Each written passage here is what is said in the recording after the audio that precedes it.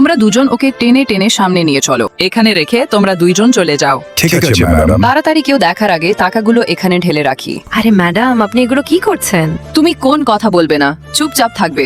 আজকে আমাদের কোম্পানিতে নতুন করে ইন্টারভিউ শুরু হয়েছে। যে সৎ লোক তাকে আমরা চাকরি দিব। চুপচাপ তুমি শুয়ে থাকো, আমি এখন যাই। ও মাগো, কত সকাল সকাল ইন্টারভিউ দিতে চলে এসেছি, আজ আমার ঘুমই হয়নি। ইন্টারভিউ কিভাবে দিব ও মাগো? এটা আবার কে শুয়ে আছে?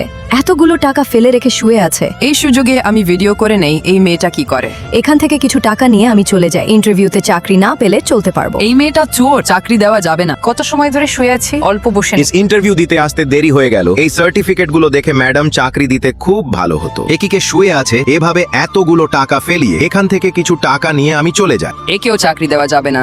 ইন্টারভিউ দিতে আসলাম, কোন দিকে যে যাব কিছুই বুঝতে পারছি না। একই এভাবে কে শুয়ে আছে, মনে হয় সে অসুস্থ। তাকে আমি উঠিয়ে দিই। আপনি উঠুন ম্যাডাম, আপনার কি হয়েছে? ম্যাডাম, আপনি লাহে লাহি অল্প ধারাতে চেষ্টা করুন, আমি আপনাকে উঠিয়ে দিই। একই আপনার টাকা পড়ে গেছে, আমি উঠিয়ে দেই। এই নিন টাকা আপনার। আপনাকে অনেক ধন্যবাদ।